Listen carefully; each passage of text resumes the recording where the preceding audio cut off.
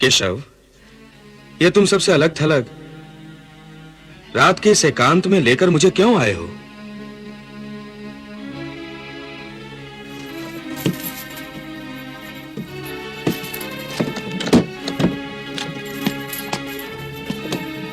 पहले नीचे उतरो, फिर बताता हूं।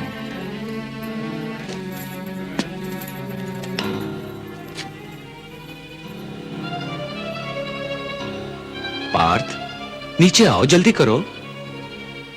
अपना गांडीव साथ ले लो।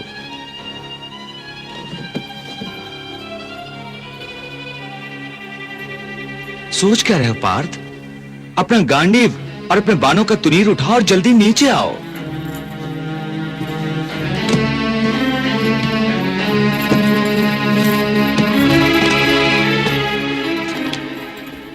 परंतु केशव,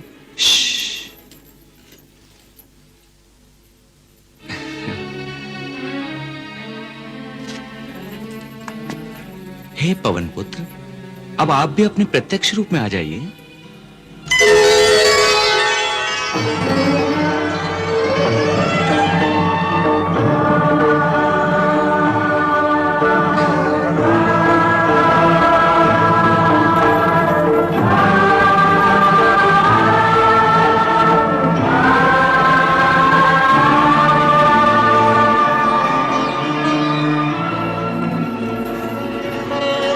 प्रणाम प्रभु। प्रणाम पार्थ अर्जुन। प्रणाम पवन पुत्र। केशव, हनुमान जी जब मेरा अहंकार तोड़ने के लिए आए थे और उन्होंने दर्शन दिया था तो वो वृद्ध रूप में थे।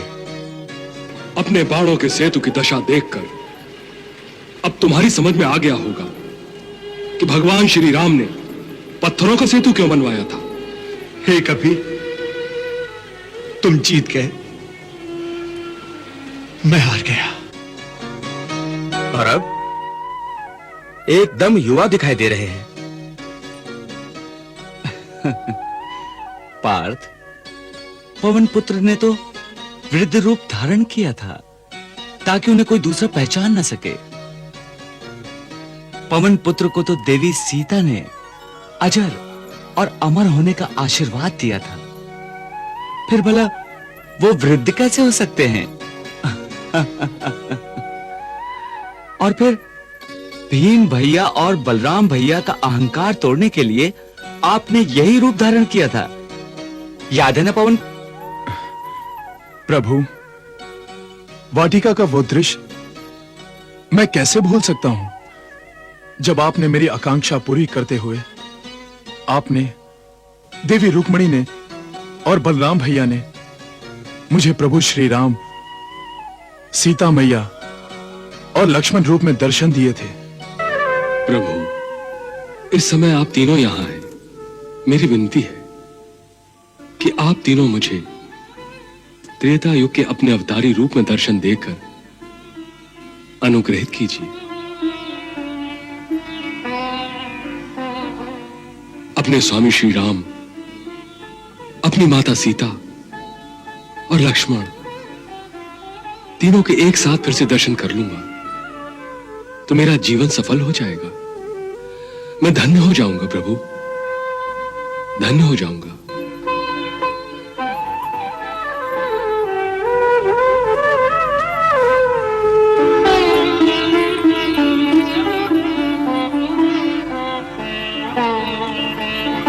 तथास्तु।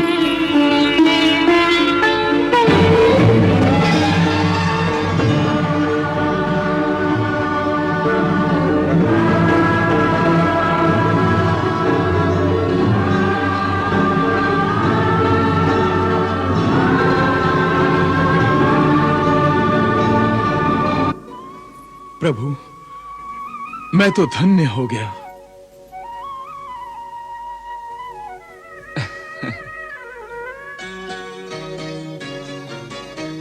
एक महाभयानक महायुद्ध होने वाला है। धर्म और अधर्म के इस विनाश के विचार से ही बड़े बड़े योद्धाओं का मनोबल टूट सकता है।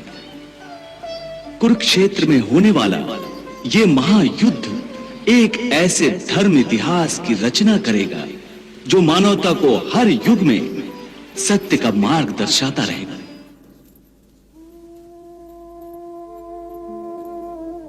अरे अरे पवन पुत्र, आप रोने क्यों लगे?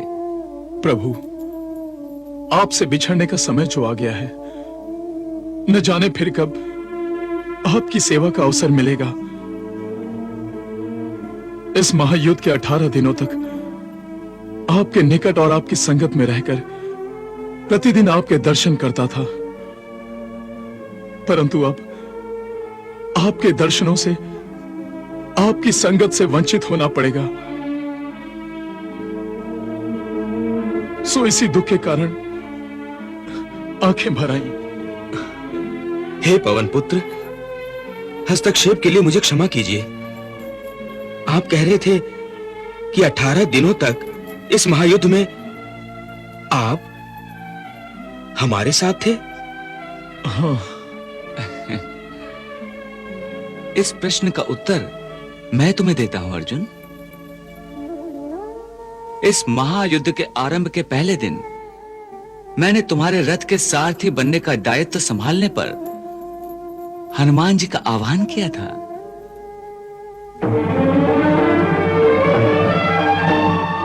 हनुमान जी को मैंने इस महायुद्ध में धर्म की सहायता के लिए बुलाया था।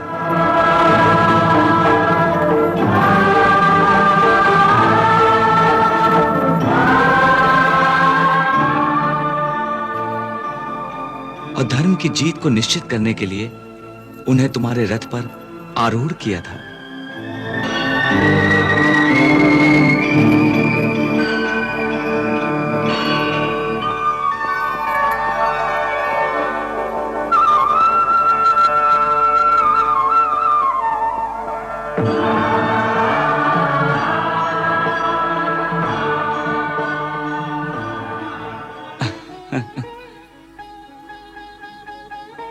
हे पार्थ, इस युद्ध में तुम्हें विजयी बनाने में पवन पुत्र हनुमान का विशेष योगदान है। इन्होंने ही शत्रुओं के अस्त्रों और शस्त्रों से तुम्हारे रथ की रक्षा की थी। प्रभु, मैंने रथ पर अप्रत्यक्ष रूप में आरूढ़ होकर शस्त्रों और अस्त्रों के प्रहार तो अवश्य रोके हैं, परंतु अंगराज कर्ण के अस्त्रों से इसकी रक्षा नहीं कर सका, जिसका मुझे खेद है। परंतु रथ तो सुरक्षित है केशव। हे पवन पुत्र, रथ से तुम अपना ध्वज निकाल लो। जो आज्ञा प्रभु।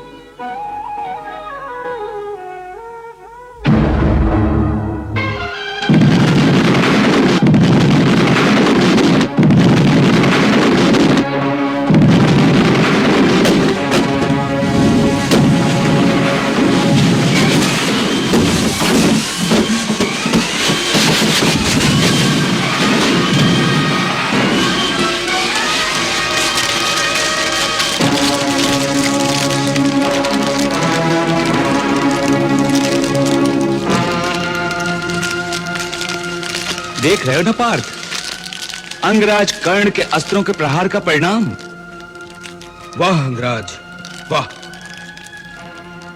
केशव, तुमने ठीक ही कहा था। अंगराज कर्ण एक महान पराक्रमी था।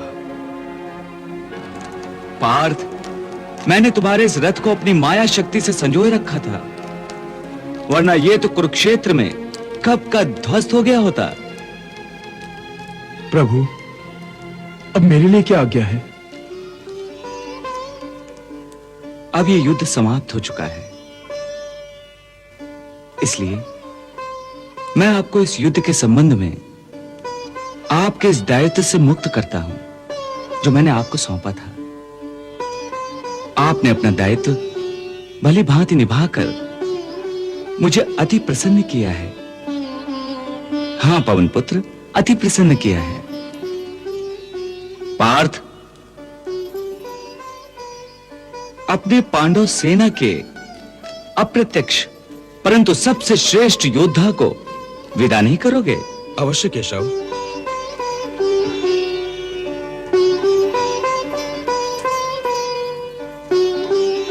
हे वीर पवन पुत्र, इस महायुद्ध में आपके सहयोग और सहायता के लिए मैं आपका अत्यंत आभारी हूं। नहीं पार्थ, यह तो मेरा सौभाग्य था जो प्रभु के परम मित्र की सेवा का अवसर मिला। प्रणाम प्रभु, प्रणाम पार्थ।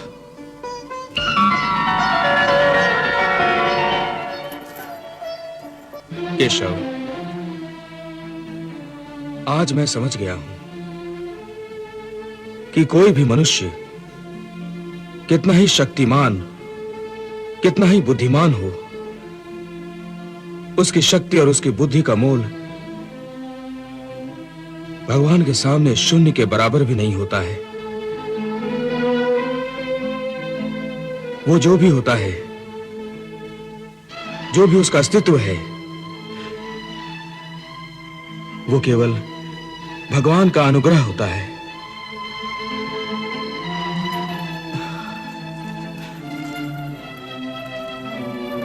हे सर्वशक्तिमान, आपका यह तुच्छ भक्त आपके प्रभुत्व को प्रणाम करता है।